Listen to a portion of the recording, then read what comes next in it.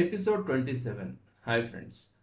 Last ఎపిసోడ్లో మనం చూసాము, భీష్ముడు నేల కొరిగిపోయాడు, అంపశయ్య పైన పడుకున్నాడు బాణాలతో చేసిన మంచం మీద. ఇప్పుడు 9వ రోజు చనిపోయాడు. 10వ రోజు తెల్లవారుతుంది. ఆ 9వ రోజు అర్ధరాత్రి దుర్యోధనుడు ద్రోణాచార్యుణ్ణి, తమ గురువైన దుర్యోధనుడు ద్రోణాచార్యుణ్ణి నెక్స్ట్ సేనాధిపతిగా నియమించాడు. అయితే నియమించేటప్పుడు ఒకటే చెప్పాడు దుర్యోధనుడు, ద్రోణాచార్యుడికి ఒకటే చెప్పాడు, నువ్వు ఎలాగైనా సరే ఆ ధర్మరాజుని నాకు ప్రాణాలతోటి కట్టి తెచ్చి పడేసి ఇవ్వాలి అని చెప్పాడు. ద్రోణాచార్యుడు కూడా సరే అలాగే చేస్తాను, కానీ నువ్వు గనక అర్జునుణ్ణి యుద్ధరంగంలో లేకుండా చెయ్యగలిగితే నేను ధర్మరాజుని తప్పకుండా ప్రాణాలతో పట్టిస్తా అన్నాడు. ఈ శపథం ఏదైతే ఉందో అది పాండవులకు తెలిసింది.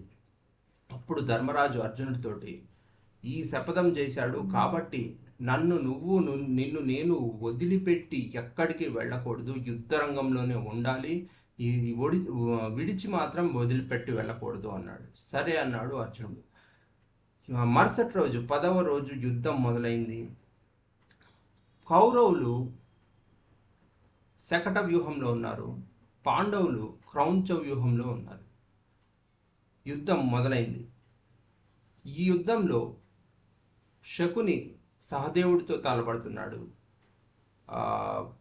అభిమన్యుడు దుస్సల భర్త అయినటువంటి సైంధవుడితోటి తలపడుతున్నాడు.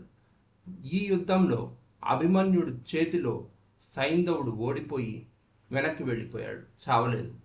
సైంధవుడు ఓడిపోయి వెనక్కి వెళ్ళిపోయాడు. ఇప్పుడు పగ ప్రతీకారం కోసం చూస్తున్నాడు. ఎలాగైనా సరే ఈ అభిమన్యుడిని చంపి తీరాలనే పగతోటి వెనక్కి వెళ్ళిపోయాడు. అలాగే భీముడు కూడా శల్యుడితోటి గదాయుద్ధం చేశారు. ఇద్దరు ఘోరాతి ఘోరంగా, దుర్యోధనుడి కంటే బాగా శల్యుడు పోరాడుతున్నాడు. ఎంత బాగా పోరాడాడంటే దుర్యోధనుడైనా ఓడిపోయాడేమో కానీ శల్యుడు ఓడిపోలేదు. ఇద్దరు కొట్టుకొని లాస్ట్కి నీరసం వచ్చి కింద పడిపోతే అతన్ని కృతవర్మ వచ్చి శల్యుడిని తీసుకెళ్ళిపోయాడు. ఇలా అభిమన్యుడు చేతిలో సైంధవుడు ఓడిపోయాడు, భీముడి చేతుల్లో శల్యుడు ఓడిపోయినట్టే వెళ్ళిపోయాడు. శకుని సహదేవుల మధ్య ఘర్షణ కూడా సాగుతుంది. ఇది 10వ రోజు ఘట్టం. 11వ రోజు